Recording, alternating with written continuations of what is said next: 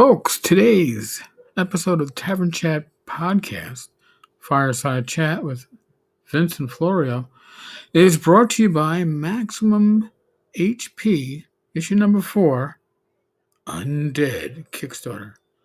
Fail Squad Games is sponsoring this episode. Visit their Kickstarter. Do a Google search for Maximum HP number 4 for 5th edition and Osric.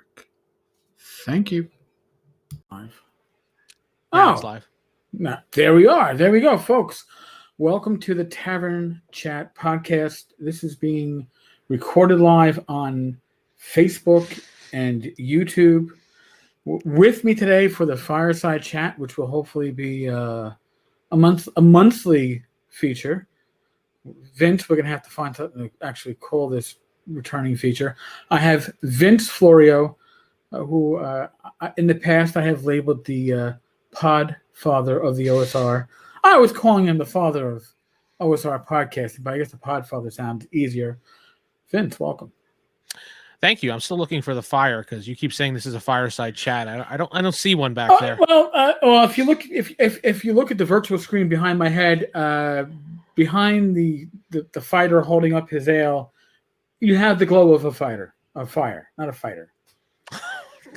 Well, yeah, it could be the glow of a fighter. Who knows? It could be. It could be on fire. It's the fire on fighter glow. So, folks, so you have a better perspective of where I'm coming from. Vince is the one that brought me into podcasting, kicking and screaming, possibly. But love me or hate me, Vince is the one that brought me into the world of OSR podcasting, and for that, I really have to thank you. Well, yeah, I you're welcome. I remember we had that long conversation. We talked on the phone many years ago. You called me and we had an hour conversation. I remember you were like, okay, notes, and you were like writing this down. I'm like, don't write it down. Just it was my profession, So I was like, oh shit, something important's being said, and if I can't read it back later, I'm in trouble. Yeah. But no, actually, my first time on a podcast was at North Texas in the dealer room at, oh God, what was it? Not the my first year there. You were podcasting live from the dealer room. We were right next to the pace setter table, I think. And yeah. I think so. That's when Doug let me gave me my own table and let me set up. That's right. Yeah. Yeah, I was just like, I'm gonna, what do I say? You were fine. You just, put your New York charm on and talked. Well, I don't know if it's actually New York charm, but whatever it is, I certainly did talk. And then next thing I knew it, I was on the Brainstorm podcast. Oh, yeah, that was a very interesting podcast. We'll say that. Well, you know what? I years later, I still have people talking to me about episodes that we recorded, and I'll be honest with you, I'm like going, we recorded an episode about what? Okay, that was like freeform live brainstorming, so I don't have a record of it in my head. Dude, there's people that contact me and be like, yeah, I remember on RFI when you talked about this, and I'm like looking around thinking to myself, I did? He's like, yeah, it was in episode 12. I'm like, dude, that was like 11 years ago.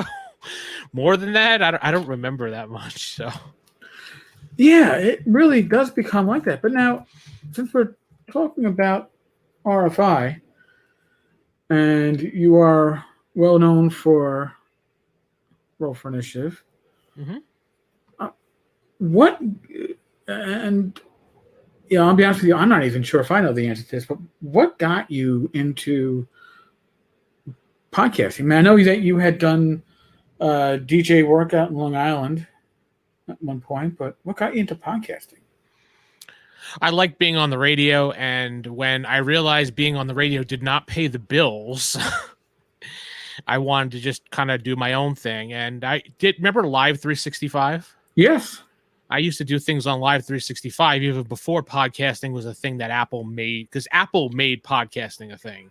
Really? You know it, I know it. They're the ones that pushed podcasting. That was the first foray True. into real organized podcasting. People did it on Live 365, as like a bunch of us did, but I got into podcasting in 2006 or 7. My first show was the D6 radio show. I was working with Eric Gibson of West End Games, who used to own West End Games. Yep. And I approached him. I'm like, you know what? I like the D6 mechanic. Is it okay if I do an official podcast for you? I mean, I'm not asking for money. I just want to do it as a fan point of view, but I want you to be like, hey, this podcast is endorsed by me. So he's like, all right, we'll do 4 or 5 episodes and we'll see what it looks like from there. And if, you know, it looks like something that our company would do, then by all means, I will do it. So we did a couple episodes. I had Eric on there as a special guest, and then I found a co-host, and we did that for a while. And then he endorsed that as official podcast of West End Games. I don't even know what happened to West End Games, to be honest. I think he sold it, right? Yeah, I think before he sold it, he made D6 system an open D6. Mm-hmm. So he basically, when they, you know, West End Games lost or didn't get renewed on the Star Trek license, that went to Wizards of the Coast for a while. Ugh. You mean Star Wars? Star Wars. Sorry, Yeah. Star Wars. That was a horrible transition, but. And he was located in Holmesdale, PA, in the old Scholastic Publishing building, if I recall correctly. Yeah, that's where he was. So, yeah, so I did that for him, and then that kind of faded away, and I got into Darker Days podcast, which is the White Wolf podcast that was actually endorsed by White Wolf at one point before they became CCP Publishing, and then some other publishing, and then some other publishing. I used to have, Chuck Wendig on that, Eddie Webb, almost all the independent writers, David Hill. Wow. I don't think he's David Hill anymore. Whatever. And a couple other people. And they pretty much endorsed us. But then I left that show in 2011, which, by the way, if you look up Darker Days podcast, it does exist still, being posted by a whole slew of new people. Really? Yeah. When I left the show, I was frustrated with White Wolf because when I went to Gen Con 2010, there was a bunch of people there that came up asking for help, and they basically went, "Oh yeah, we're just here as a promoting our masquerade ball. If you need to buy a book or need some help, there's plenty of booths out there." I'm like, what? That's a fucked up attitude. Yeah, and that frustrated me with them, and I got into an argument with them about that. And I was just like, you know what? I'm not promoting a company that's going to do that to their fans. So Definitely. that's when RFI was born. So now was RFI born, and then Wild Games Productions came into Well, Wild Games Productions was around before RFI. It was just WGPRN, Wild Games Productions Radio Network, it was called for sure. Oh, okay. And then I started getting the idea. I'm like, you know what? I really like 1E. I always go back to that game after every game I play. It's always my, old shoe in the closet to put on, or old slippers, as Glenn always used to say, that he finds in the back of the closet and remembers to put them back on. I'm like, you know what? Let me do a podcast for that. So I started throwing up things on Dragon's Foot. I couldn't think of the name. I'm like, I want to do a podcast on 1E. I had all this stuff put together, and then all of a sudden, that's when Jason was like, you know what? I want to do it too. So we started talking on the phone and went forward from there. Damn. Now, when you were first putting out the podcast, I remember when I first found gaming podcasts, it seemed like every third podcast was distributing as downloads, like on their own blog or whatever, or their own website. They weren't all these distributors, podcatchers. Now we've got Apple Podcast, Google Music, or whatever Google's changing over to now, Breaker, and probably dozens of others. But when you first, how did you get into distribution? How did you get people to find it? Basically, we used Apple. because Apple was the leader of podcasts back then. So you had a couple choices. You either used Apple Podcast or you used an RSS feed. And I'm not even sure what Google even had back then for Android phones. I think it was nothing. I don't know, but I know that we did Apple, and we had 2 feeds on Apple. We had the regular feed for anybody that can download, and then there was a chaptering feed, which people loved and hated at the same time. But it was something that Jason really pushed, that Apple pushed as well. It was supposed to be a feature on your phone. When you're listening to podcasts, you can find whatever you want on the podcast by hitting the chapter, and it would just jump right to it. But like everything that Apple does after Jobs died, they just go and they get rid of it. Well, that's a lot of what Google did too, right? Google's done away with Hangouts and Google Plus. Hangouts is gone too? I thought that was still around. Huh. All right. The ability to integrate Hangouts into other stuff is gone.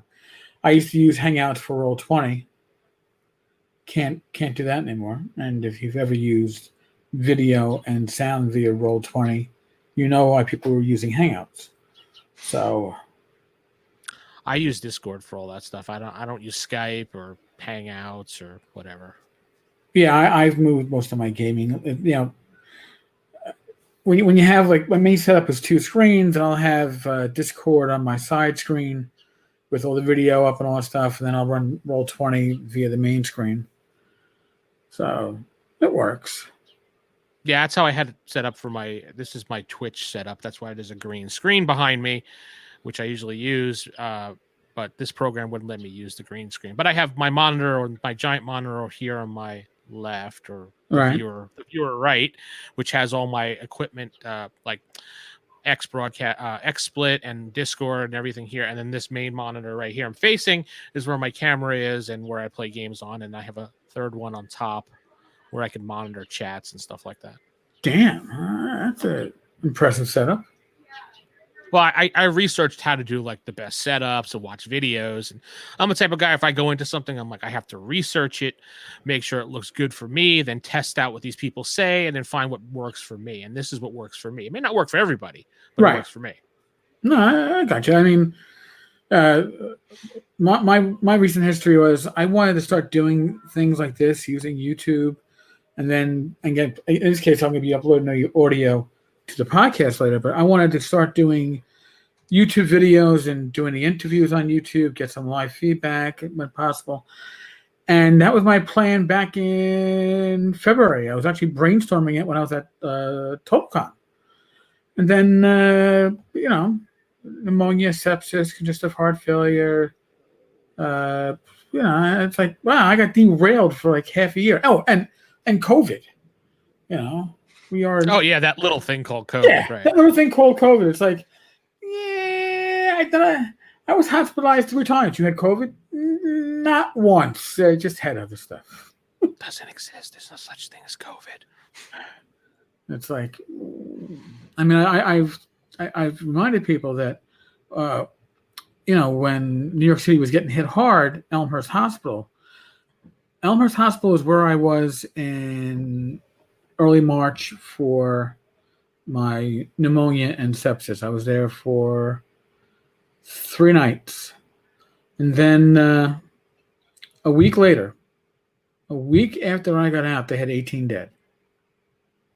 I was just like, oh, God, I can't even. And it was hellish. When I was there, they hadn't had a positive COVID case yet. Now, admittedly, this is back when they were testing for COVID, it was the too long, I don't know, if you were a kid and you used to light firecrackers or fireworks with punks, it was like having 2 long punks stuck up your nose to scrape the back of it, and then 2 shorter ones to scrape your cheeks.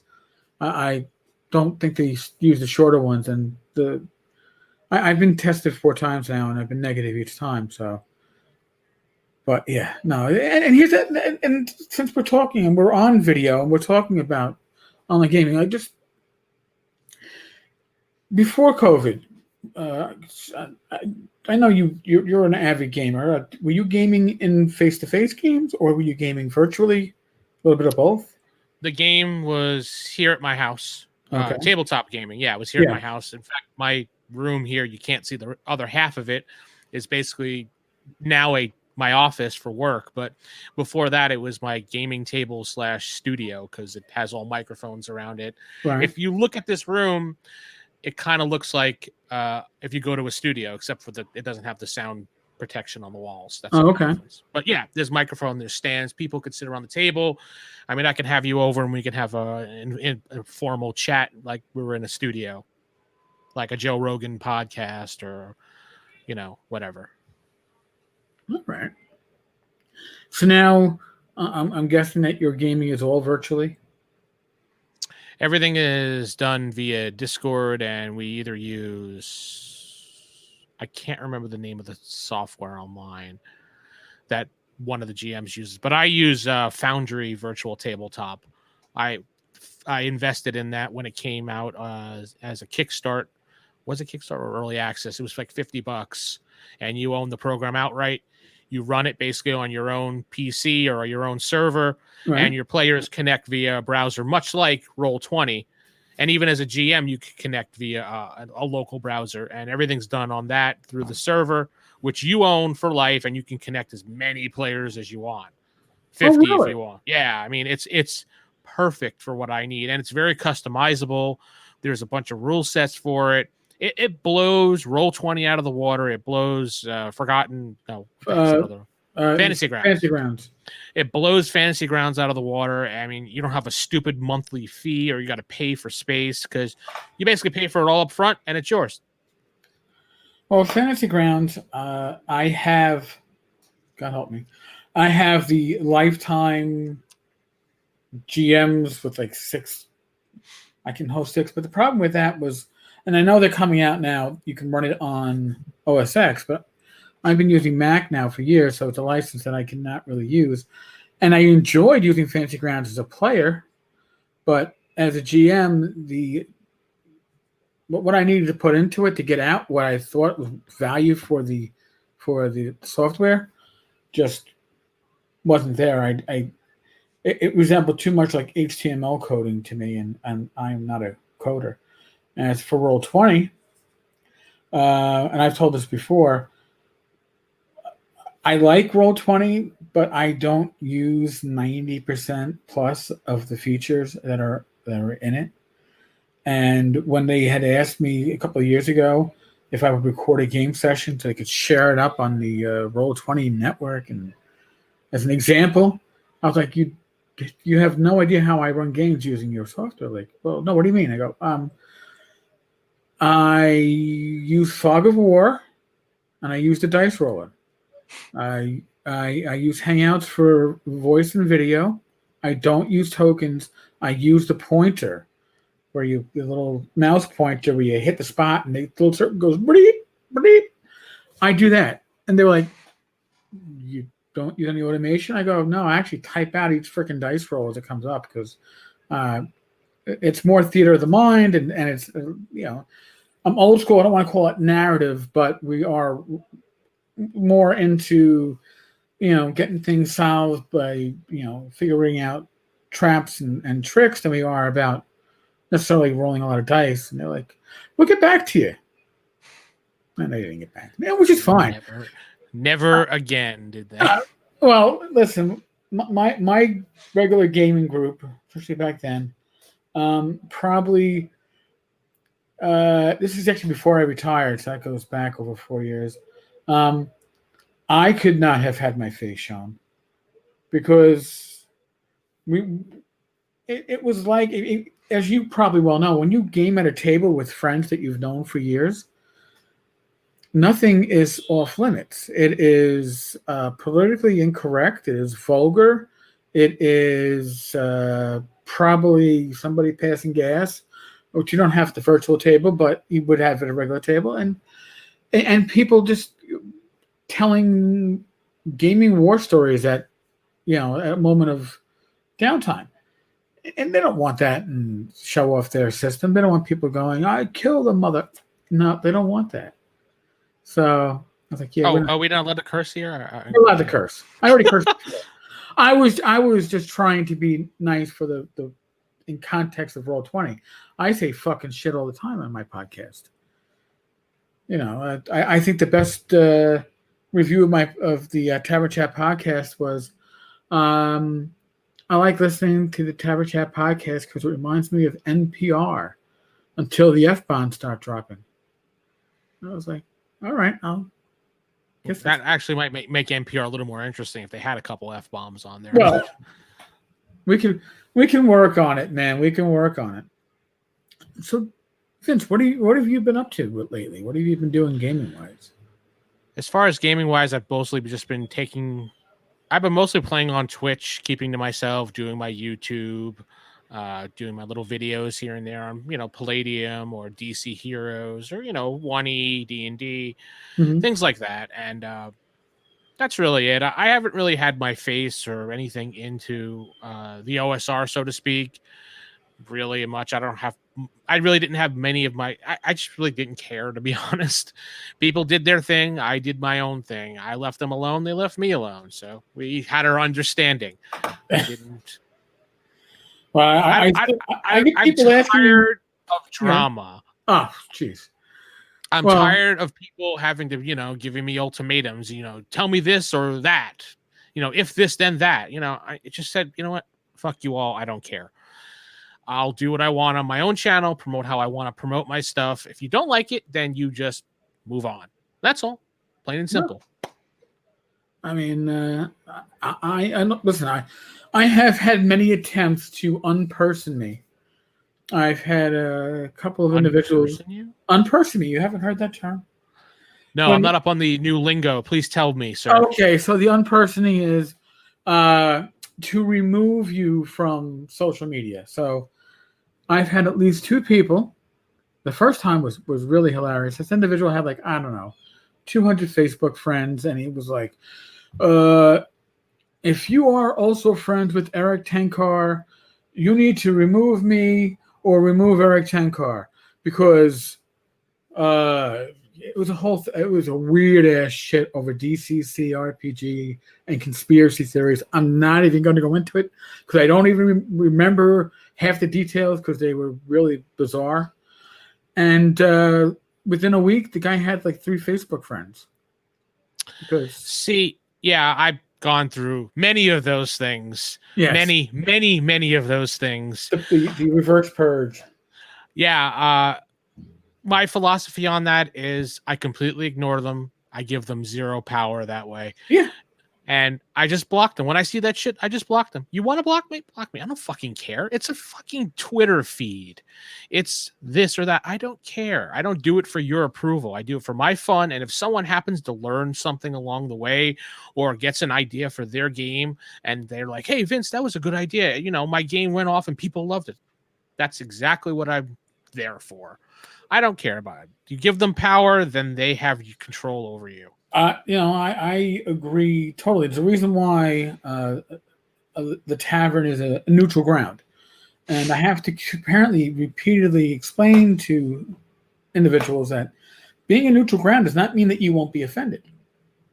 You will be offended. I can guarantee you somebody's going to share something in one of the communities that, I run, whether at Discord or on Facebook, that you might find offensive. If it's not political and related to politics or real world issues, it's going to stay up. And now some people are just offended because, this person wasn't talking offensively, but I'm offended by them because of who they are.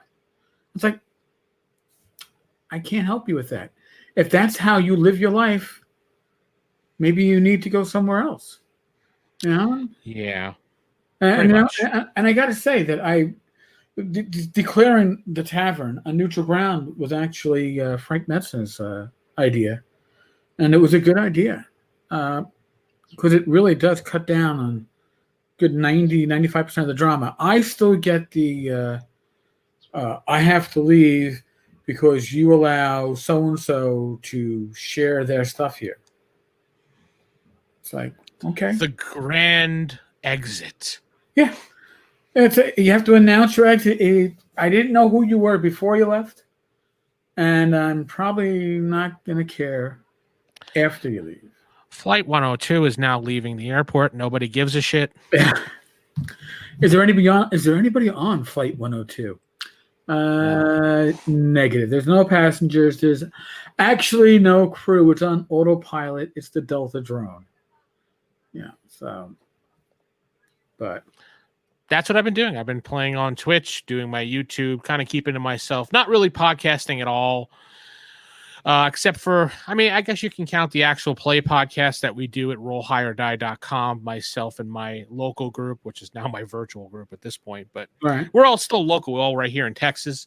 We all know each other pretty well. And you can tell all our games that we are friends because we don't cut out things. Like if we have a problem with something and you know, things you would hear in a normal game, like people arguing over a rule, not too much, but people like, no, I thought it was, we leave that stuff in, and people actually do like that.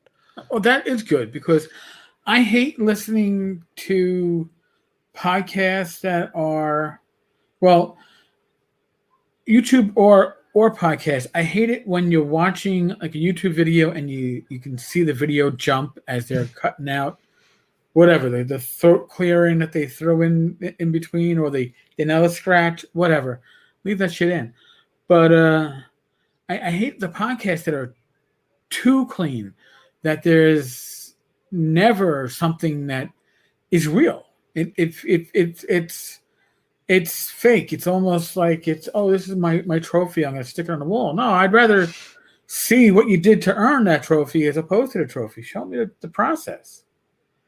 You know, and that's, I mean, and I can also say it's because I haven't learned how to do any of the editing software, so I couldn't take that shit out of my own stuff if I wanted to. I can't stand those blowhards that have channels that are just like, and today I did, and also it jumps to him here, and did this, and then this. It's just like, that looks so dumb. Just leave it in. So what if you do or go like that? Who cares? Yeah, it doesn't need to be perfect. The world is not perfect. And I think there's some expectation that's like, oh, well, fuck that. I mean, that's, listen, I'm glad I got the virtual green screen going because it means that, well, this isn't like the old laundry room / computer room. This is actually pretty neat and clean. But, you know, it's not thematic. I don't have the space to make a thematic room for podcasting or YouTubing.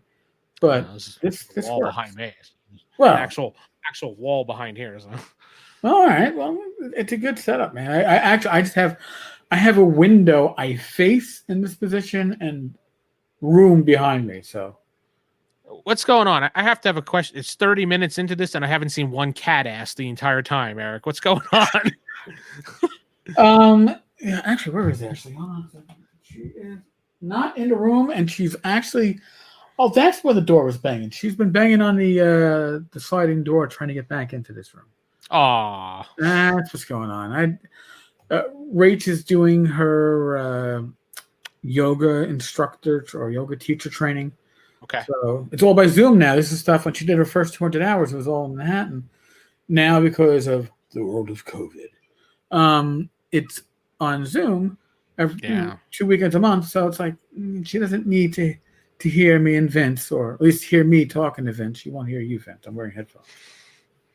And y'all have it up there pretty bad with the COVID. So the lockdown situation is pretty bad in New York, as I'm told from my own family. So yeah, well, we last week they did the we are introducing red zones, and Queens has a red zone that goes from the Long Island Expressway along Queens Boulevard to to Union Turnpike. So it's got to be about 3 miles long, and it's probably about 1.5 miles, 2 miles deep. And then there's an orange zone around that, and then there's a yellow zone around that. And I'm in the yellow zone, and the yellow zone is more like caution. But red zone means schools are closed, house of worship no more than 10. Other crap like that. So it's just like, damn. Because New York City recently, maybe like last week or the week before, allowed restaurants. Last week they allowed restaurants to do indoor dining, but no more than 25%. They've been doing outdoor dining since the summertime, but now there's this whole strip of one side of Queens Boulevard, which is a major strip out here in New York City. the south side of Queens Boulevard, restaurants can have people eating, and regular stores can be open. And on the north side, nothing. No non-essential stores are open. So there's like 2 malls in that zone that are just shut down. So yeah, I know when my father passed away earlier this year. Oh, I'm sorry. Thank you. When because they live in Florida, so when we went to Florida, there was no issue with that because Texas and Florida, are commonly associated together with having brains in the situation. So, yeah. And my brother and sisters all live in New York, so when he came down, my brother came down as soon as my father was in the hospital. Right. And he came down, but he only had 24 hours to be there. And then he had to go back. Otherwise, he would have been put into a quarantine for 2 weeks. 2 weeks, a 14-day quarantine. Even though they're saying now, I think it should be 10 days. But yeah. I thought that was absolutely ridiculous, but whatever. I mean, I'm trying not to make it political, so I apologize. No. Listen, New York City is... New York State's a little weird. I think it's... Broadway won't be opening up until next May. So if you like to come to New York City to see the shows, the only shows you're going to see are the ones on the street. But movie theaters are also closed. New York State's only one of 2 states that didn't open up theaters. I can understand why you're not opening up in New York City. But upstate New York, I don't... Like Plattsburgh, why wouldn't you open up? It's... New York State's a very large state. It's, in a way, it's like California in that the southern part of the state and the northern part of the state could go their own way, and nobody in the state would really give a shit, except the fact that like the lower part of the state probably gives more of the funding because it's. But otherwise they'd be happy to see, Well, yeah, I live in North New York. Oh, well, Southern New York. They'd be like, whatever. Just go. Back on gaming, I think you got a question there in your chat. Oh, you guys watch or recommend The Expanse? I am getting obsessed with near-future space exploration stuff. Thinking to run Traveler or GURPS campaigns from it. Well, I'm going to tell you this much right now. I've watched The Expanse. It is an amazing science fiction show, and I believe the author did base it on, I think, a Traveler campaign that he was running. It's based on books, series of science fiction books, but The Expanse is extremely well done. Some twists and turns. In some ways, it reminded me of Babylon 5, not with the overarching evil from. Maybe it's a later season, but it doesn't have that overarching nebulous evil working behind the scenes, but it's got a really great character situation going on with them all. Actually, in a way, that a little bit like Firefly in a way from that. It's got that ability to really have characters that need to get along, even if their personalities mean they shouldn't. So, yeah, it's well done. I mean, there's actually an RPG out for it, which I've owned and haven't cracked open yet, which I hate to say is a good portion of my gaming collection is stuff that I own and I don't read. I think most of our gaming collections are like that. I mean, I have a shelf here, a shelf there, a shelf there of all stuff that, I probably haven't used in a while. Well, I mean, like with The Expanse, actually, it's probably still sitting in the computer room. I know I'm on a computer. Don't ask. But it's sitting in the other room. Vince called it the laundry room, but whatever. It's sitting in the other room, unopened. I think I got it, and I opened up the book for that new book smell. When you leaf through the pages and look at the pretty pictures, and then I put it down. Like, I'll read this, and I haven't read it, but I don't think I think I watched the first season of The Expanse, and I was just like, I was more into Dark Matter at the time, so. Oh, I Dark Matter was really good too. Yeah, I think that won for me, so I was watching that more than the other, and I lost track. It's on my list. I was just kind of looking to see if I even still had it on my list, but yeah. Well, with the Expanse, not to ruin too much, but with the Expanse in the last season, they're actually exploring these new worlds. And by exploring these new worlds from an RPG perspective, there's a huge amount of, quote, expanse to explore and to found stuff and find ancient artifacts. So there's a lot of possibility with that. I mean, I guilty here. I mean, because I feel like I shouldn't like it. I've actually liked the Lost in Space series. Yeah, the one on Netflix that actually was really good. The first season was good. Second season was still pretty good, and then they left it kind of with a weird ending. So I hope they continue it. Yeah, I mean, it was like I don't know if I really should like this, but they really, because I mean, my memories of Lost in Space, the old series, are minimal. Besides the danger, Will Robinson, and the Doctor screaming, like a little girl. I kind of like the whole twist to how she took over Dr. Smith's, Yes. spoiler alert, how the woman absorbed Dr. Smith's personality and actually taking his place by just killing him and taking his badge and pretending to be him. Yeah. I was like, you know what? I know most people bitched about, oh, that's a gender reverse crap. I was like, you know what? That's actually interesting how she did it and how she tried to pull it off as opposed to just, I'm Dr. Smith and I'm a woman now. Yeah, no, that was a good swap. It's funny because I was thinking about this actually earlier today when it came to Lost in Space. I have one episode of Lost in Space, one snapshot in my head that I've kept since I was a kid. And it was, I guess, Penny, the oldest daughter, gets duplicated by like this plant-like thing. So there's a duplicate of her that's a plant. And then they find out that she's actually a plant because her arm gets cut, but it doesn't bleed. It's got like, fruit flesh beneath it or some crap like that. As a kid, it was like, oh my God. And that's still in my head. Here we go, like probably 45 years later. So you just wanted multiple Penny clones around you, didn't you? Maybe. It could be Vince. I don't know. It could be Rabbit. It could be. Oh God, yeah. So yeah. But and if you're not going to use the new Expanse system, which I can't say one way or the other how the system is, I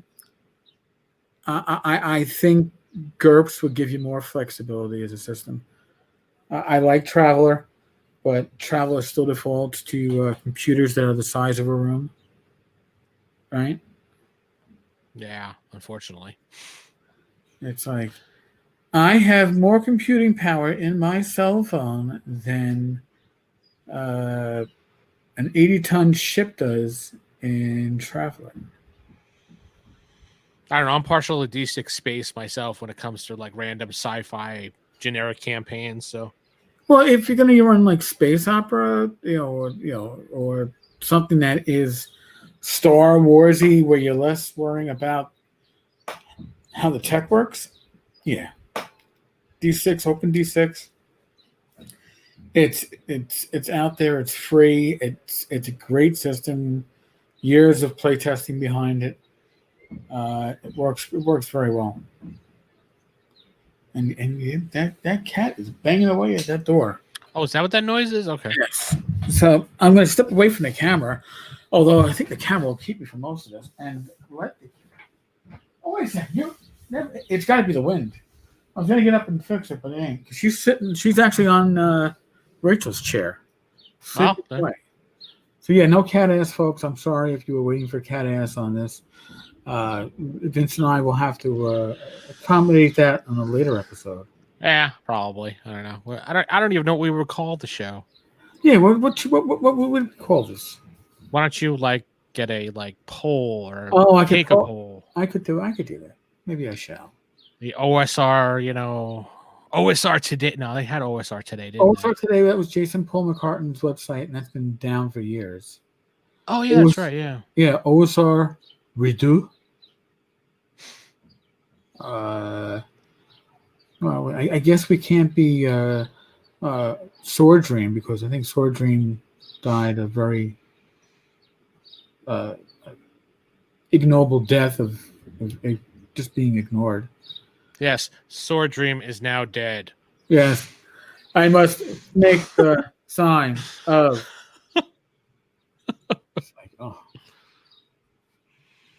It's actually, if you look on Twitter, it's still sometimes hashtagged in certain OSR things. Well, that's what.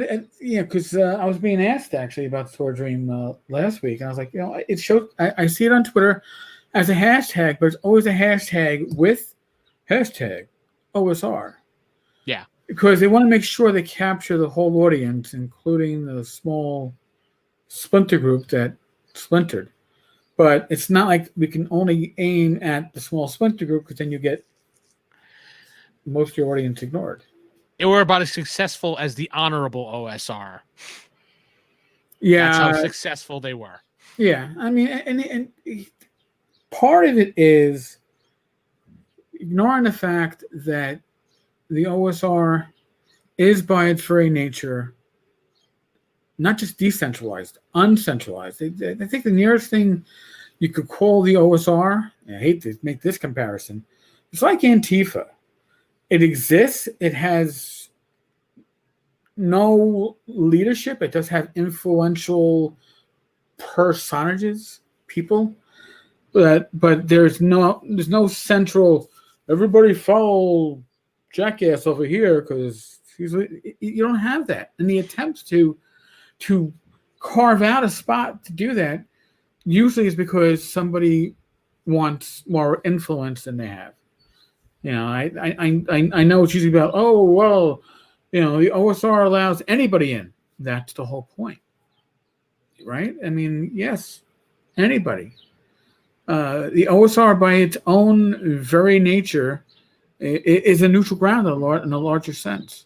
It's just you don't need a membership to the OSR. You just need to follow pretty much the spirit of it, and you're a part of it. That's it. Yeah. Oh, well, I don't want to be associated with the OSR. All right, then just walk away. That's fine. Nobody's gonna miss you. Hashtag walk away. There you go.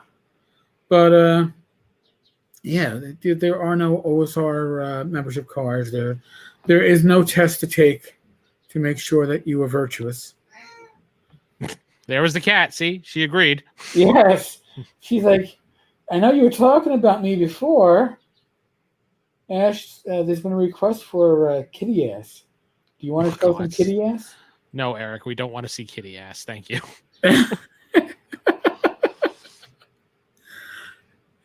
What are you saying? Yeah, see, you don't think Vince really meant that he wanted to see your ass and you want to prove him wrong? I'm sure on her own way she'll do it. So don't pressure her. No, I won't. She's just staring at me with those loving cat eyes. I know you're a beautiful girl, but yeah. The OSR does need some leadership, though. I will admit that it does need some type of direction sometimes. It doesn't need an official voice, but it does need some type of direction at times. Because a lot of times it feels like, that like a giant hydra, just all these heads going in different directions. Well, but a hydra's hard to kill, right? Well, yeah, I mean, ask Agents of S.H.I.E.L.D. They can never kill Hydra, so. Well, that's the whole thing. But in a way, like, if the OSR is a Hydra, it's like a pyro Hydra. It's like you cut off the head and two more appear.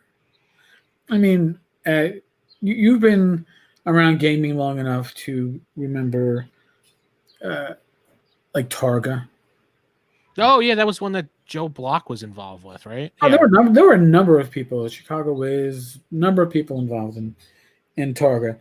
But Targa tried to define the OSR. I mean, we can't even, if you talk to people in the OSR, they can't even decide whether OSR stands for old school revival, old school renaissance, old school role playing.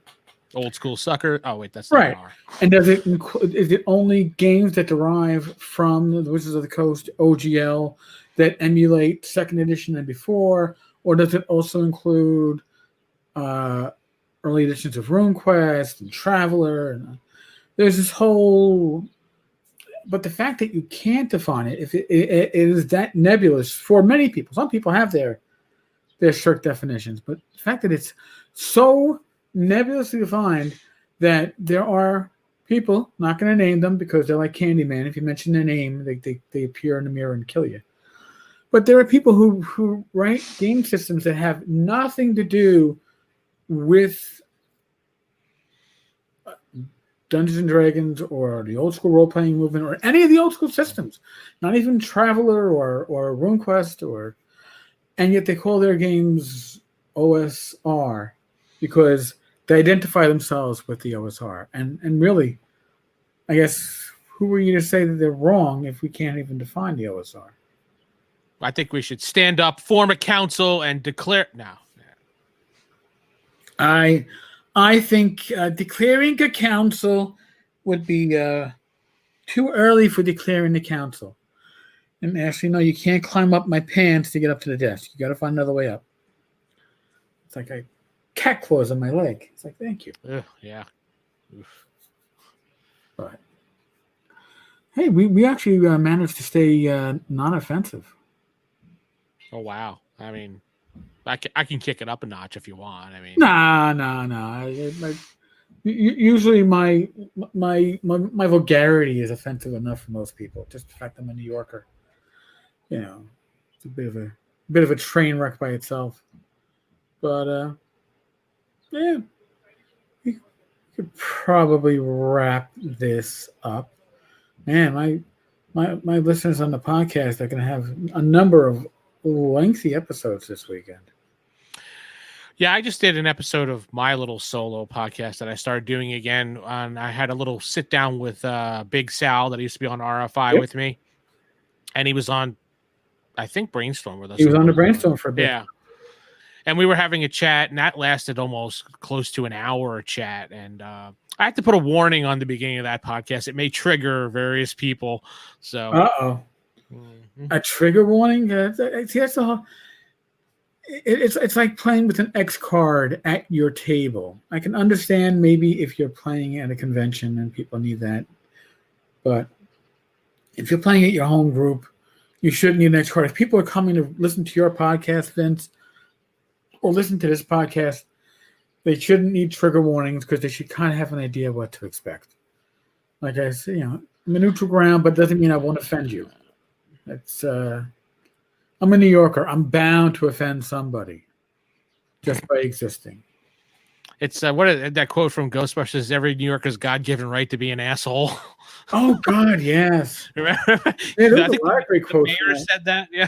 Yeah, it's like, is this true? Yes, it's true. This man has no dick. Yes. It's like, oh, geez. Yeah. Yeah. When did that come out, man? What, 89, I think it was.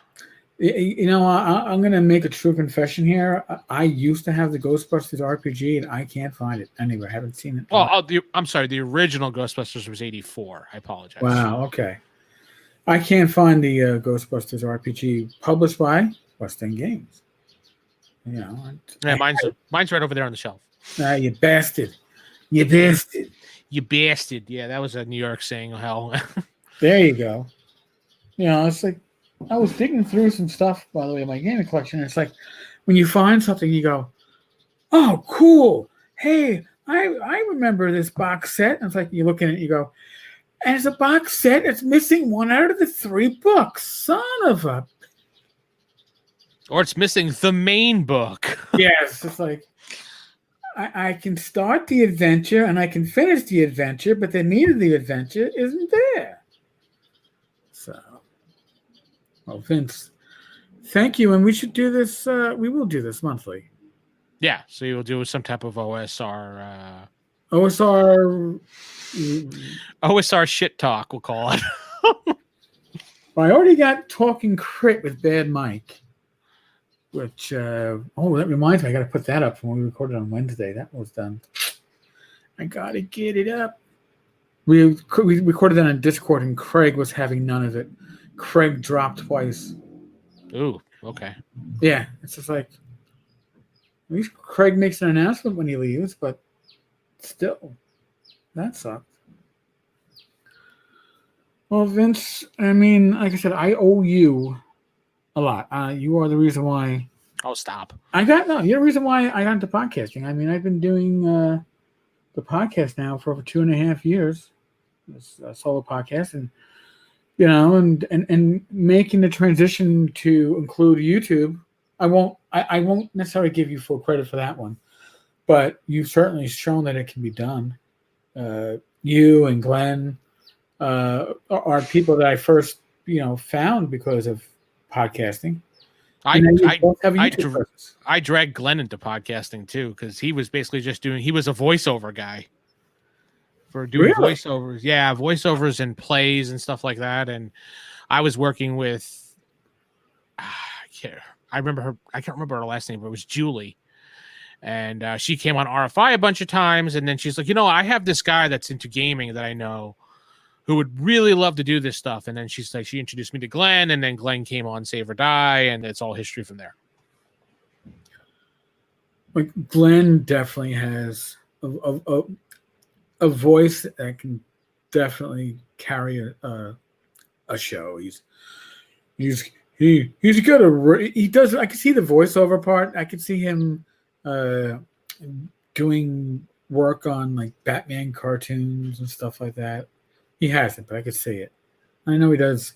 Well, he does the Funimation studios right here in Texas, and I keep telling him to go there and send in like a voice reel or something. I don't know if he ever did, but he would definitely get a job at Funimation. He's got a good voice, character voice, and everything. Yeah, and it really carries, and it's distinctive, and he has a range. I mean, some people can do character voices; they don't have a range. Glenn has a range, so I have no range. I have no range. I have this range and this range. Well, don't look at me. I mean, I have no range. I can do a little bit deeper, but then I sound like somebody punched me in the crotch. Well, if you get really, into it, you can do that Bernie Sanders voice. I could do the button now because then it becomes like Jackie Mason. Yeah, kind of. Yeah. It becomes the Jackie. I turn the wheel left. The car goes right. I don't understand it. The back wheel. What the heck is this? That every time I think of you now, I think you as the Bernie Sanders guy because someone a while back was just like, you're doing a podcast, right, Vince? I'm like, yeah. He goes, you're doing it with that Bernie Sanders guy, right? I'm like, what? He goes, he sounds like Bernie Sanders. I'm like, if you're a New Yorker from New York City, especially from the outer boroughs, you experience all nationalities, all accents, all manner of talk, and whether it's in school or working. So, yeah, the Bernie Sanders way, he's dying to come out and say something in Yiddish. He doesn't, but he's just dying to say something in Yiddish. You mashugala, Trump is a mashugala. That's the closest I'm going to come to politics in this podcast, by the way, is actually using those two names. But yeah, he's just dying to come out with it. And I can't help playing with accents. I just hear them all the time. Mm-hmm. I'm sorry, Vince. Fine with me. It's like a speech impediment of some sorts. Oh God, yeah. But all right, folks. As always, thank you for listening. As I am often saying, we're in the midst of a pandemic. Use your common sense. I'm not a medical professional. Vince is certainly not a medical professional. We don't give you medical advice. Use your common sense to keep yourself and your loved ones healthy and safe. And if you need professional advice, ignore the talking heads on TV, even the ones that are professionals. They don't know shit.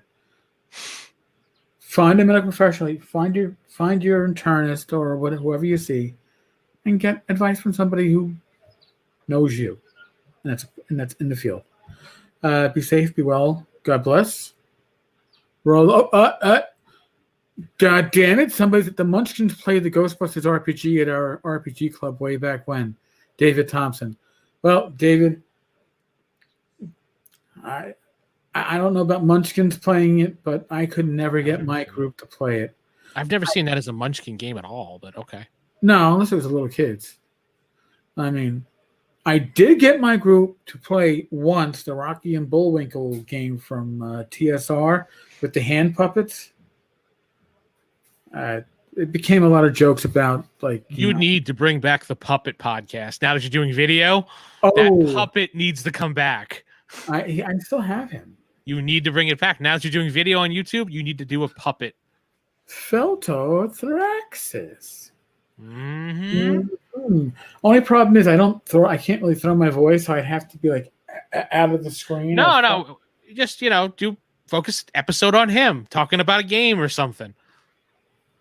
Later, David. All right. No, damn it. Yes, that would be bonus content for you podcast listeners. It would be mostly visual, but I probably still share it as a bonus episode on the podcast. There you go. There you go. Glenn, Jesus. All right, Vince, you're a bad influence. I know. As long as you know, man. Knowing is half the battle. Yo, Joe. G.I. Joe. All right, folks. We're out of here. Laters. Bye.